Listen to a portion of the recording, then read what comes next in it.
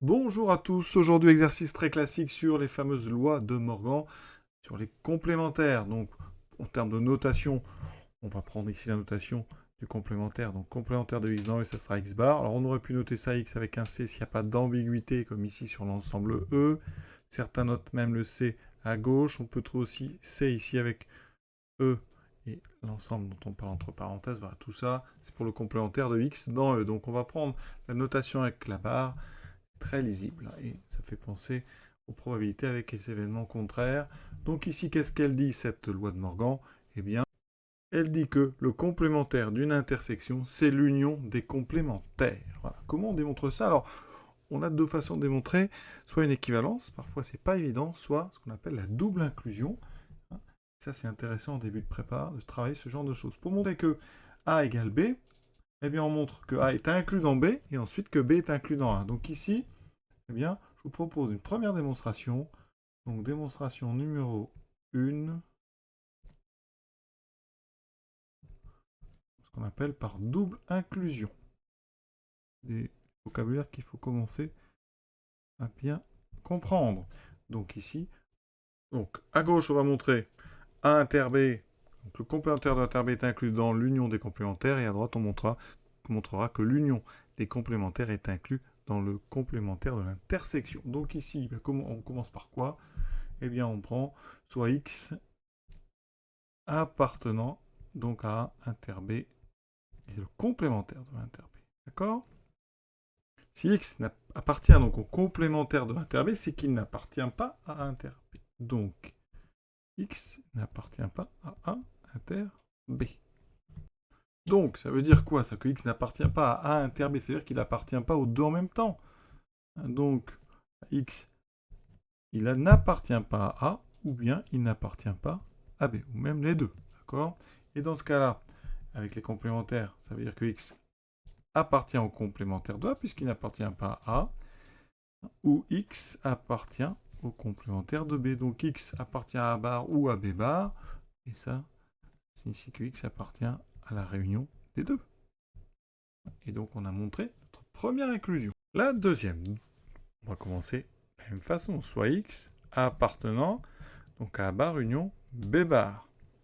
Dans ce cas-là, il est dans l'union, donc x appartient à A bar ou x appartient à B bar. Ça veut dire qu'ici, comme x appartient au complémentaire de A, x n'appartient pas à A.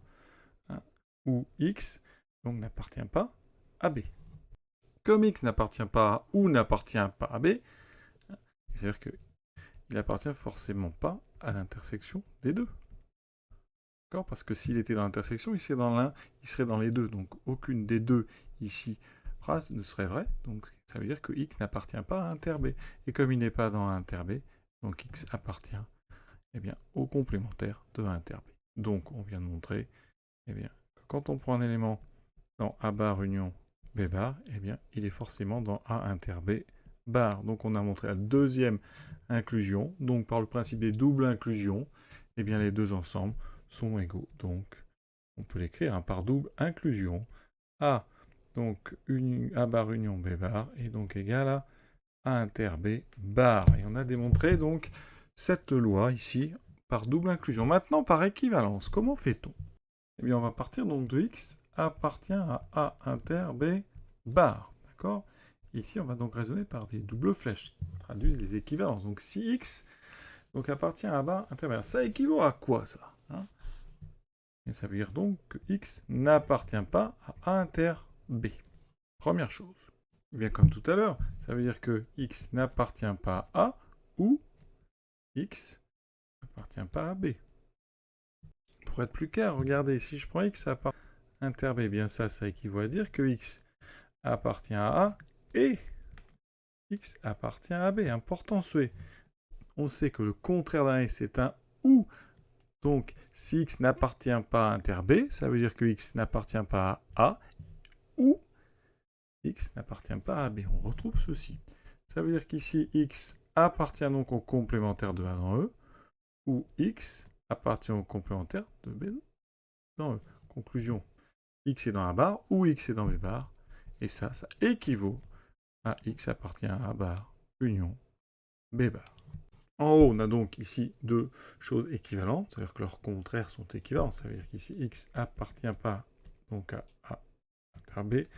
Il faut prendre le contraire de ceci. C'est donc le contraire de ça ou le contraire de l'autre. Voilà ce qu'on a utilisé. Alors, un petit schéma pour traduire cette situation. Donc ici, on va mettre tous les éléments donc, de E là-dedans. Donc E, c'est un sac virtuel qui contient les éléments. Donc vous avez ici A et B qui sont dans E. Donc on va placer A. On va placer B. En jaune, j'ai mis A. En bleu, j'ai mis B. Ici, vous avez la zone A inter B. Donc le complémentaire de A inter B, c'est tout ce qui est en dehors donc, de cette zone ici que je vais assurer. Voilà. Et donc ici, il se trouve que la zone qui est en dehors, eh bien, c'est la réunion de deux zones. La zone A bar. Donc ici, la zone A bar, je vais vous la représenter sur un schéma à part. Voilà donc ici l'ensemble E, je fais en plus petit. Ici, vous retrouvez A. Donc A bar, c'est ce qu'il y a autour de A. Ici. Et quand vous réunissez avec B bar, que je vais représenter ici, donc là vous avez B. Donc B bar, c'est ce qui est autour de B. Et quand vous réunissez tout ça, eh bien vous atteignez tout l'ensemble, sauf la partie qui n'est ni dans l'un ni dans l'autre. Et cette partie, finalement, elle est un petit peu cachée. Elle est ici. Vous avez ici une partie. Voilà, c'est celle-ci. Elle n'est pas dans mon complémentaire de A. Elle est ici. Elle n'est pas non plus dans mon complémentaire de B. Donc dans la réunion, elle n'y sera pas. Et c'est la seule partie qui n'y sera pas. Donc effectivement, on peut imaginer graphiquement que A inter B bar, c'est bien l'union de A bar et de B bar. Ce petit exercice est à présent terminé. À très bientôt.